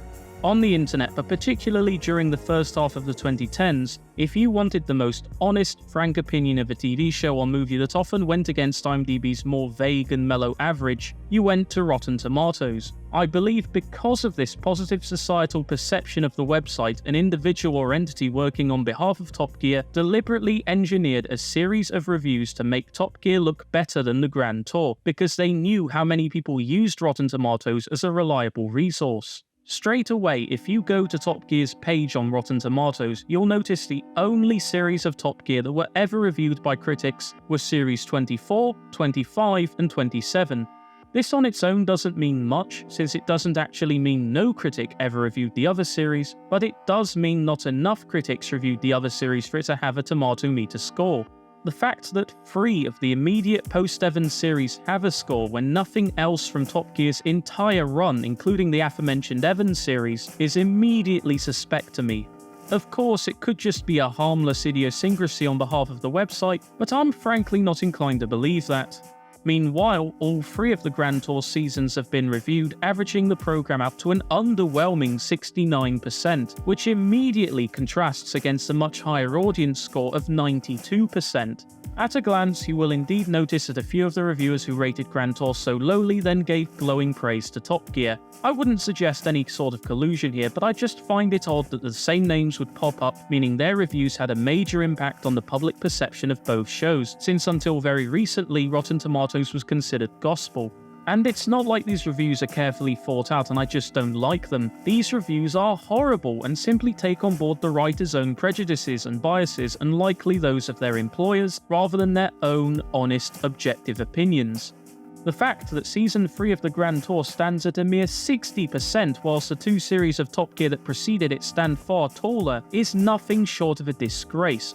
There are 4 reviewers in particular I'm going to focus on, and I'll see if you can notice any sort of pattern within them. These reviewers are Ed Power, who worked for The Guardian, Alex Godfrey, who wrote for British GQ in addition to The Guardian, Jack Seal, who also worked for The Guardian, and Hugo Rifkind, who didn't work for The Guardian but peculiarly worked at British GQ at the same time when Godfrey was also a critic.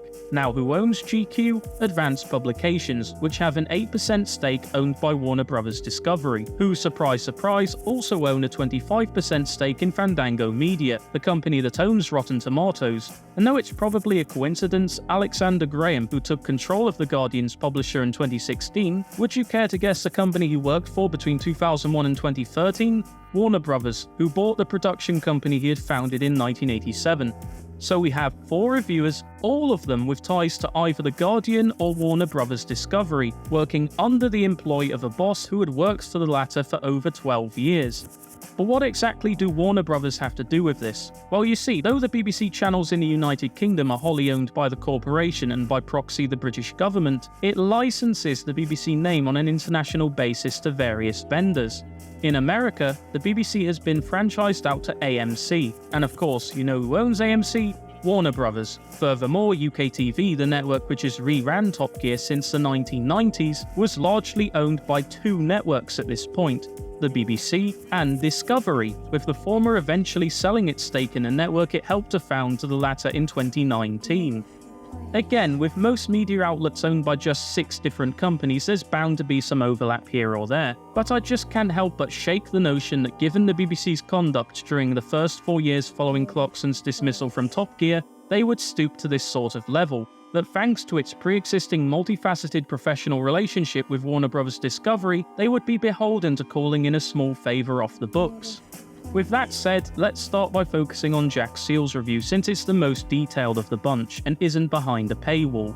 Personally, I don't think you'll need me to tell you why this review is particularly awful. Some reviews on the internet are just ontologically inclined to offer the worst possible takes to a wide audience, and you can often sense this by the amount of time the writer spends talking about stuff that has nothing to do with the media they've been tasked with reviewing. An example of this is this horrid assessment of Michael Jackson's discography, which comes prominently whenever you search for his discography ranked on Google, where the author spends about half of the article textually vomiting out a politically charged rant that has pretty much nothing to do with Michael Jackson, and otherwise holding little respect towards a man who may have certainly done some very weird things in his life, but was and always will be one of the music industry's greatest ever talents.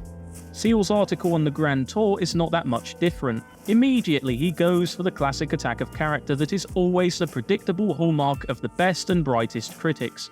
He asserts that after Clarkson's fracas in 2015, he disappeared off the map and into total irrelevance. Now, I'm not sure what sort of rock Seal lived under those past few years, but I'm fairly certain Clarkson had far more of a media presence than he'd like to admit, considering the rock star-like treatment him and his 2 broadcasting partners received across the world during the inaugural season of the Grand Tour, up to and including the massive party in California that started it all. The drama surrounding Hammond's major accident in the Rimac being one of the biggest headlines of an otherwise relatively uneventful 2017, and of course, Clarkson returning to television in order to front the ITV's successful revival of its most successful program ever, Who Wants to Be a Millionaire?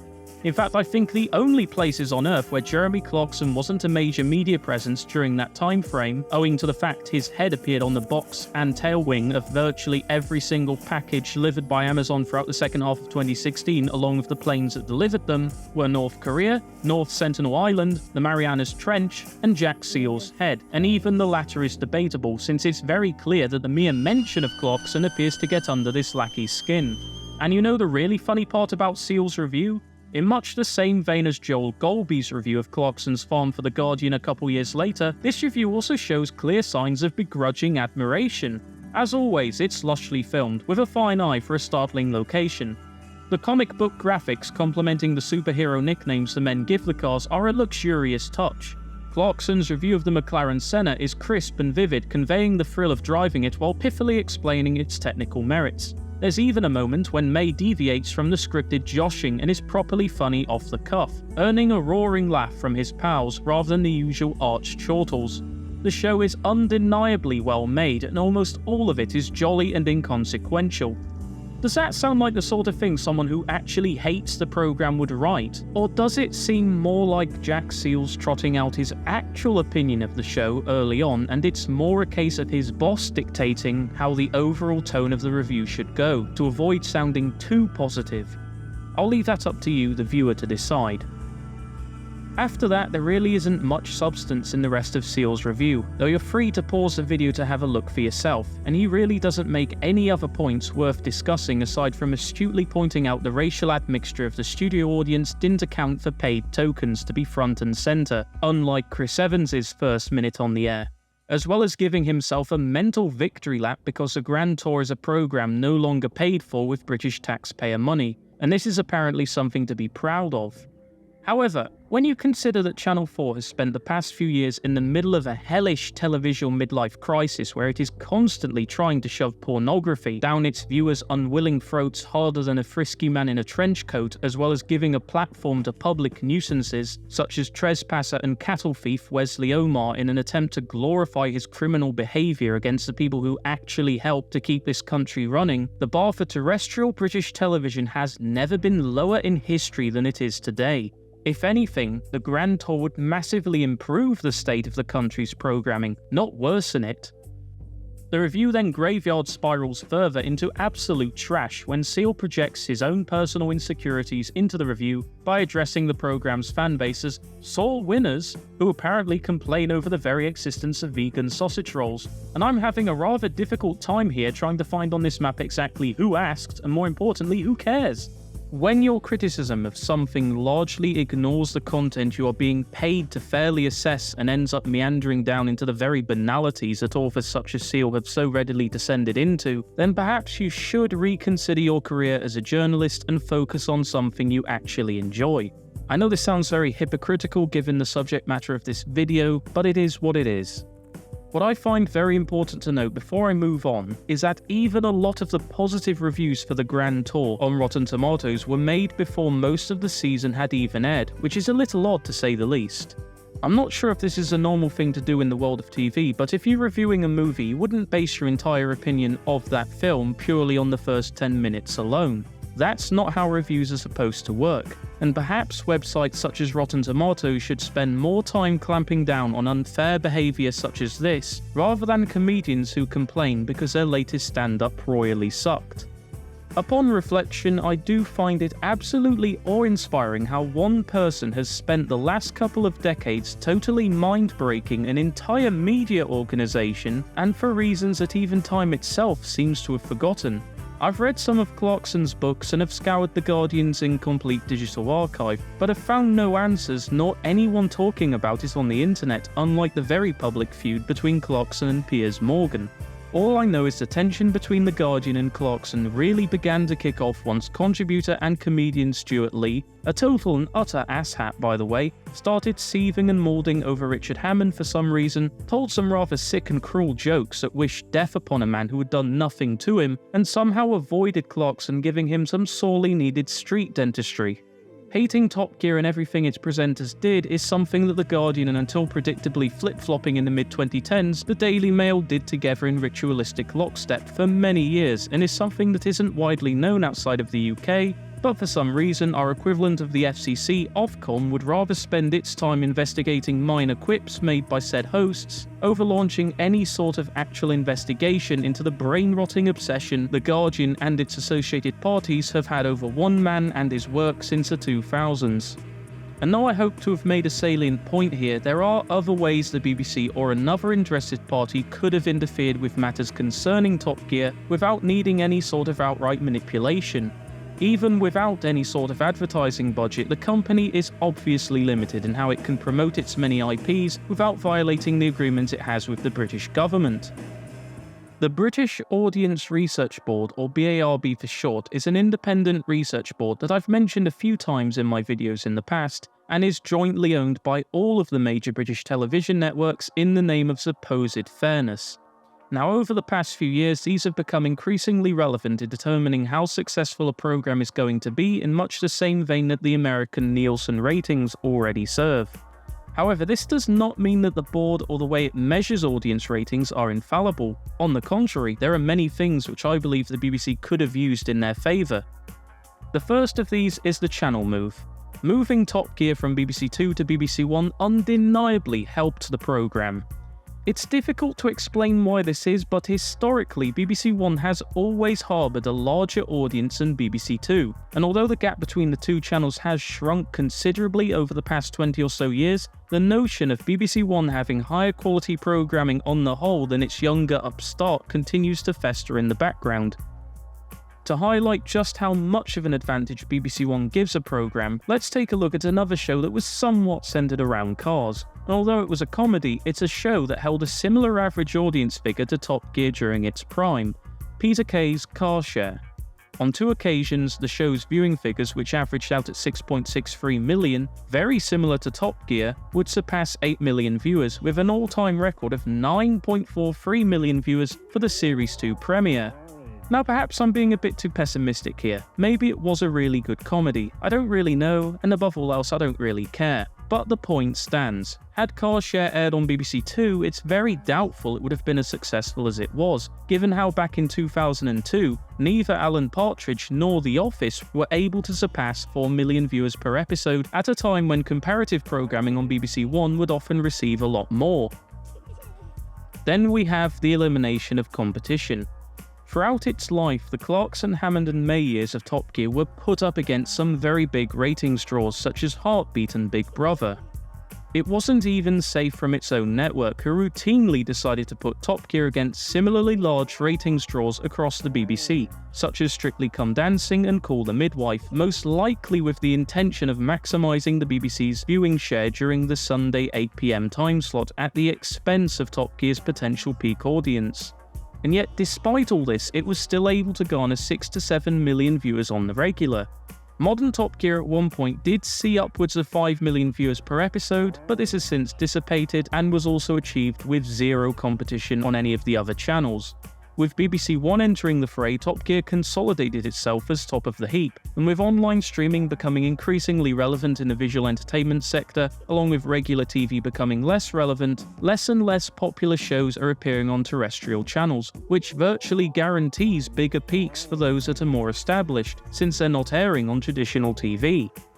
There's also the possibility to consider that the BBC might be interfering with the BARB itself. This is not so much a critique to levy against the BBC as it is against the BARB, but the control sample which has historically dictated how many of Great Britain's 27 million TV-owning households sit down to watch a particular programme is extremely small, a lot smaller than you might think. Out of that 27 million, only 5,000 of those are active BARB participants. This means only 0.08% of the British population is used to represent a comparatively whopping 41%. And to better visualise that, it's like if 10 people were used to decide the viewing habits of 54,000. Essentially, 2 families decide the viewing habits of an area the size of Hereford, and to me that makes it seem extremely likely that much, if not most of the data the BARB has recorded over the years and decades is subject to some form of sampling bias, simply because not enough people are able to correctly influence the ratings. There might very well have been an episode of 2002 format Top Gear that surpassed 10 million viewers, but we won't know for sure because of the BARB's sample size. With 2 million viewers represented by just 500 people, and of the 4,500 participants who did not watch Top Gear prior to mid-2019, an interested party would only need to persuade around a further 600 people to turn over and watch Top Gear in order to positively influence the ratings. And if you think a company like the BBC are beyond paying 600 people to watch something they wouldn't normally watch, then boy do I have a bridge to sell you. Given the low amount of people involved, a decent percentage of whom likely already worked within the TV industry, and it's not only possible but fairly likely some ratings could be dishonestly reported without any direct interference required. As a theory, this would certainly make sense given everything else I've mentioned, on top of the fact the ratings had a sudden unnatural drop with no apparent explanation following the conclusion of Series 31, which just doesn't happen unless there was a choice made within the show that proved unpopular with viewers. There is of course the simpler, much more rational explanation, and that's modern Top Gear's audience simply wasn't that big to start with. This to me would make far more sense than Top Gear suddenly having a spike in popularity and then a drop-off after a couple years on BBC One. To sum up, after years of failure, the BBC have found a way to mass-produce Top Gear that simply lacks the passion of its hand-built antecedent. It looks like Top Gear, feels like Top Gear, and is in fact even called Top Gear, but Top Gear it ultimately isn't. It's a cheap imitation designed to cash in on an established brand. I can't help but be reminded of the image comparing the audiences between a Justin Bieber concert and a Metallica one when looking at the drive-in theatre Top Gear did during the beginning of the pandemic and comparing it against the fully fledged festival the Grand Tour held in California for its launch. Though they were certainly a far cry from the beginning of Top Gear's current incarnation in 2002, the show's hosts eventually became larger-than-life figures, rock stars even, whose presence attracted those of a similar status. Top Gear under the earlier trio were easily able to lure the likes of Tom Cruise, Cameron Diaz, Ed Sheeran, Will Smith and Margot Robbie into the hot seat. Top Gear under later presenting teams brought in Tiny Temper, Chris Hoy, Vicky McClure, KSI, and whoever the hell half these people even are. Respect to Bob Mortimer though. It is clear from every measurable front that Top Gear's influence and importance within the overall British TV landscape has taken a hit. It's not as big, it's not as influential as it used to be, and something has to change. The problem is the BBC simply do not care. They don't want to take the risk of making something truly dramatic for fear of alienating everyone who's already watching it. Because even as it stands, until the TV licence is discontinued, the Top Gear format is still a net gain for the BBC. It makes them money, it gets people tuning in.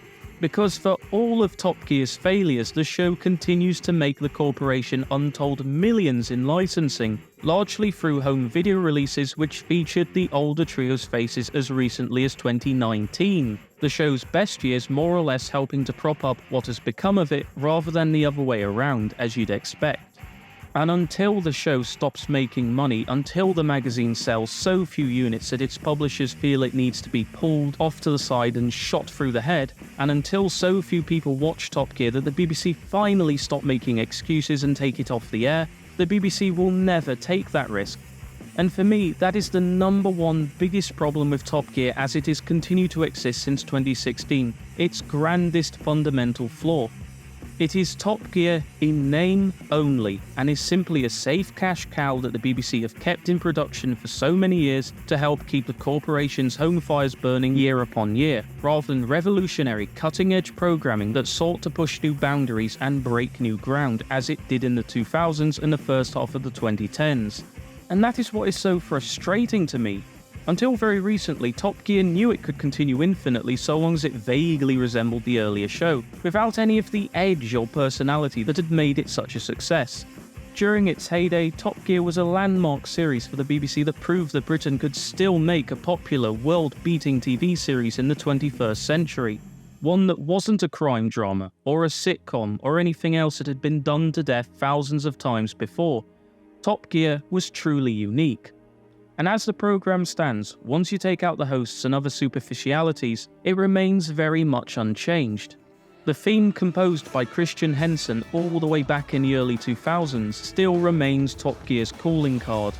The show is still centred around three main hosts and the Stig, and until very recently it was still based around the Dunsfold Aerodrome, even though that is in fact sadly, but perhaps for the best, coming to a final end. And that leaves minimal wiggle room for growth or diversification. No matter what you try and make with these ingredients, you will always invariably make something that's similar to the show's golden years at first sight, but will always inevitably fail, because you are missing, at minimum, 3 of the most crucial ingredients. And even then, saying that is being wholly disingenuous to everything else that made Top Gear tick. It wasn't so much the hosts themselves or the natural charisma they had fostered together over the years, as it was everything else they brought to the table. The cars, the stunts, the guests, the specials, everything came together in this perfect package that you cannot easily replicate. You can't just bring on board 2 comedians and throw every possible thing you can at the wall until something sticks, because all that ever achieves is making the programme even more two-dimensional than it already is.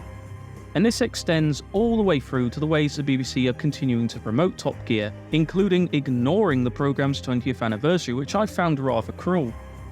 Officially, the BBC decided to mark the occasion by having the recently revived BBC 3 re-show a random recent episode on the night. I'm not the one to tell the BBC what they should and shouldn't do, but does anyone else feel it would have been far better to have perhaps re-shown the very first episode just for once, to show that they still cared? And you can see this in other ways that Top Gear has starred in other media over the years. When Top Gear's 3 lead hosts appeared on Phineas and Ferb, for instance, it was a completely selfless gesture. due to show creator Dan Povenmire being a big fan of the show, and having subconsciously written 3 British racing commentators that were so similar to who they were intended to portray that it was pointless not having them voice their own facsimiles, it was decided to just bring them on anyway. The resultant episode, Live and Let Drive, hit the airwaves to some fanfare in the United States, but with zero media coverage in the UK and the BBC not even acknowledging it. When Jeremy Clarkson voiced Harv in the UK dub of Disney Pixar's Cars, it was because it was a fairly logical choice to make in order to include as many famous figures from the automotive world as possible, alongside other cameos such as Formula 1 driver Michael Schumacher, NASCAR driver Dale Earnhardt Jr., and all-round motorsport all-star Mario Andretti, and made far more sense than some glorified D-lister who children would not have any familiarity with, since the shows Jeremy Piven appeared in were geared towards young adults. Again, though it was certainly alluded to on the magazine, this appearance wasn't promoted all that much at the time since Clarkson wasn't yet as famous as he'd eventually become, and a lot of American fans ended up discovering this cameo on their own accord years later due to growing up on the original dub. Fast forward to the late 2010s and the Stig makes a cameo appearance in an episode of Danger Mouse, another TV show which the BBC rebooted and in my honest opinion doesn't hold a candle to the original voice by David Jason. So what does the Stig do in this episode? Not much as far as I can tell. Whereas the Phineas and Ferb cameo was cleverly written and the Cars cameo was a nice Easter egg for British cinema goers, this just reeks again of effortless corporate nepotism to prop up 2 ailing franchises. If the current presenting team can't even do cameo appearances right, what hope honestly is there? I think the BBC were very, very lucky to have Top Gear on when it was made, and they should be thankful for that, but they shouldn't dwell on that legacy too much. Top Gear had its place and time in a society that's very different to our current one that enjoyed cars far more than our present society, which seems hell-bent on blaming it for everything from ruining cities to making life hell for cyclists. And though the current form of Top Gear may be good on the surface, good just doesn't cut it. This is Top Gear we're talking about, undeniably one of the greatest shows ever made, and the Grand Tour in its final season proved that its 3 veteran hosts were still capable of delivering the same compelling, high-quality content they had always delivered, because unlike Top Gear, they continue to evolve the show as it went along. Though it got stuck in a rut early on with Celebrity Brain Crash for instance, they weren't afraid to try new things, discard what didn't work, and after just 3 years they'd managed to put together a really tight production. Compare that against what the BBC have done during the same time span, and in my opinion there is no argument to be had over what has been the better show in the shadow of Top Gear's collapse.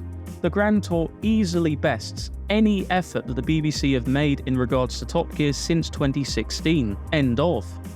As a matter of fact, I have minimal doubt in my mind that in 20, 50, or even a full 100 years from now, people will still continue to re-watch the all-time classic episodes of Top Gear in a similar way that they already do with other beloved properties such as Monty Python or Columbo. The show has already won its place in the greater history of televised media, and nothing can ever take that away, short of a thermonuclear bomb. If and when the programme is finally axed for good and put to rights, may we finally be able to forget about this modernised travesty that continues to fester on the side of Top Gear's wondrous legacy like a tumour growing bigger and more unavoidable as the years pass by. And even if the BBC do decide to let Top Gear go on for another 20 years, which seems unlikely since the script was written, I think it's certainly more than fair to say that they will never come close to making what Top Gear was at its peak, let alone threaten to top it. And I'm not being sour over what happened, I honestly feel that the way things worked out was for the best. Better than they might have been. We got 3 more years of top quality content that we might not have otherwise had if they'd stayed with the BBC, plus a bucket full of specials from a trio who would otherwise be firmly enjoying their retirement in any other era. Of course, among many other potential moments, we did lose the Keanu Reeves star in a reasonably priced car segment, something that had it been ever filmed and aired, would have surely have broken the internet the day it came to air. It would have been another landmark moment for the programme, and it is truly unfortunate that it never came to be. But again, I think that what we got was better than what we didn't. With Jeremy Clarkson's contract renewal imminently due in April of 2015 and Clarkson already being on his final warning from March the year prior, it's highly unlikely that Clarkson would have been able to last a full 3 to 4 years without getting himself into yet more trouble and ultimately booted from the program regardless of what he did. And besides, as hindsight has now shown, Clarkson ended up coming off far better than those responsible for his firing. By freeing himself of the BBC's shackles, his career could only grow and further mature, whereas those who kept him down only suffered and languished. Tony Hall would retire from the BBC in 2020 in absolute disgrace, his reputation having since fallen into disrepute due to his actions, which led to Martin Bashir's infamous 1995 interview with Princess Diana that should have never happened. Having contributed nothing much else of worth to the BBC other than his efforts in trying to keep the TV licence alive, this is how he will most likely be remembered. Danny Cohen would also leave the BBC not long after Jeremy Clarkson's firing, his public image irreparably dented, and he has really gone nowhere in the years since splitting off from the Beeb. To be honest, it couldn't have happened to a nicer chap. The world ends up forgetting people like these because they contributed little to nothing of substantial worth during their lifetimes, whereas for Clarkson and co, their legacy has only just begun, and given the sheer scope and depth of their life's work, their names will remain in the public consciousness for decades to come. And I think that's far more important in the grand scheme of things. Top Gear, as it existed from 2002 to 2015 along with the grand tour that came after it, was a one-of-a-kind TV show whose aura was unlike anything that was ever aired on TV during that time frame. But what the 2016 onwards version of Top Gear fails to understand is that there can only ever be one Top Gear, at least in the form that it was changed to following its 2001 cancellation. People did tune in for the cars and the antics at one point in time, but at some point that focus began to shift as the hosts started to outgrow everything else about the show. Moving Top Gear away from such dominant personalities is an impossible Sisyphean task, and truthfully I could continue to restate these same points for hours on end. But if I could really say one last thing which sums up the differences between the two versions of Top Gear for the viewers at home to really take on board, is that the Top Gear which existed from 2002 until 2015 has the ability to do something that very few TV shows are able to do, at least not consistently. To fully immerse the viewer into the environment of the program and take you on a trip back through time to where you were when the episodes first aired. And if you happen to grow up sometime after the show had largely ran its course, then it has the ability to put you there. For 60 minutes, the world goes back to the way it was in 2005 or 2010 or whenever the episode you're watching first aired. And even if you're not paying that much attention by the beginning of the episode, it'll certainly have you hooked by the end. They are neat little time capsules of the era in which they were made that can be watched again and again hundreds of times over without ever losing any of that original luster. And though I have never really watched it for obvious reasons that do not even bear repeating, the few promotional snippets of post-2016 Top Gear I've seen are extremely formulaic and samey at first glance with little to differentiate one season from another. Switch out the hosts and it could easily be 2016 as much as it could be 2023. It is literally the same stuff recycled every single year, just with different cars and different backdrops. And a program like that just isn't as marketable, as it does not allow the viewer to associate with it anywhere near as much as it did with the previous version of Top Gear. Clarkson & Co. helped to create an extremely marketable presenting team whose avid followers have now supported throughout 2 whole decades. Flintoff, McGuinness and certainly Chris Harris are far less marketable than their predecessors, especially outside the UK. If they disappeared tomorrow, no one would really care. Because depending on your perspective, we already have 22 to 26 series of top quality automotive themed bantering that doesn't have any hugs or nice bits in it, but was rather a show that simply strove to be as entertaining as possible. There's nothing wrong with that, and in my brutally honest opinion, more media needs to follow this model. You shouldn't have to appease or even consider people who don't like your program or won't ever form a major part of your prospective audience in order to be on the air in the first place, and there's certainly no need to make any further episodes which build on top of the perfection that already exists.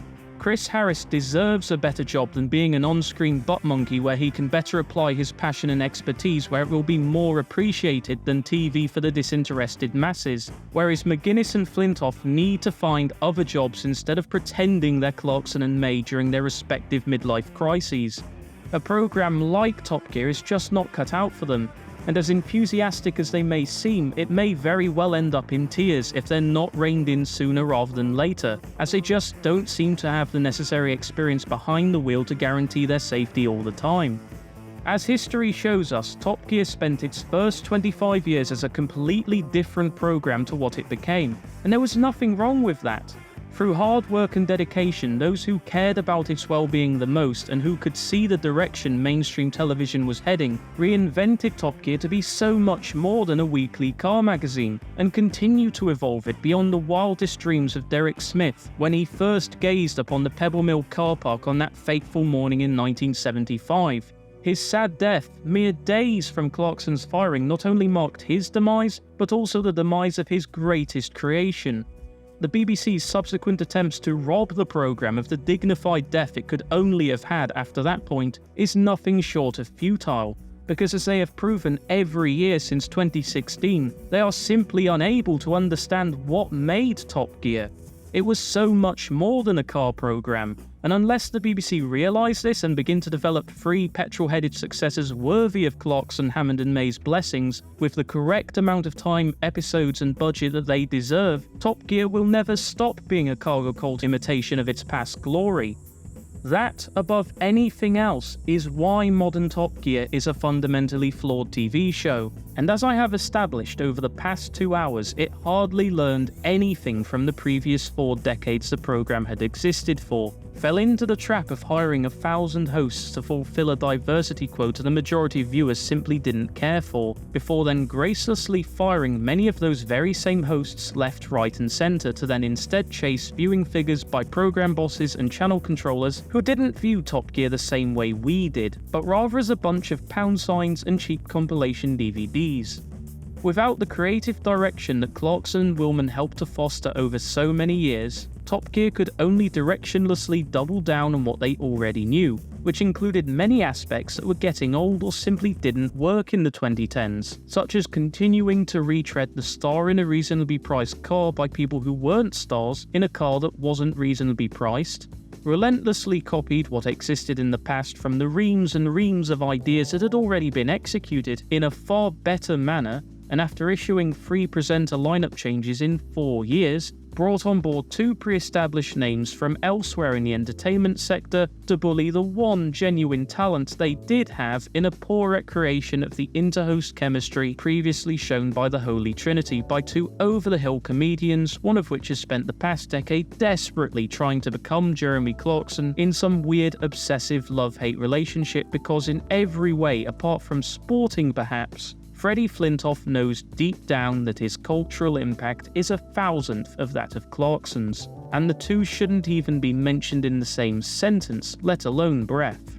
And whether the BBC and the show's many critics wish to admit it or not, the masses outrightly rejected this version of Top Gear, and for good reason. But that didn't stop the BBC, The Guardian, the Daily Mail, and a whole bunch of other media outlets, journalists, and other associated pond life from starting an unnecessary war between Top Gear and the Grand Tour that, if it even existed in the first place, was soundly decided from the minute Chris Evans opted to burn every bridge imaginable and turn Top Gear into TFI Sunday. For hardcore fans of Top Gear such as myself, we observed this carnage from afar and silently switched our allegiances to Amazon in our millions, as the show's legal subscription and illegal piracy figures would otherwise indicate.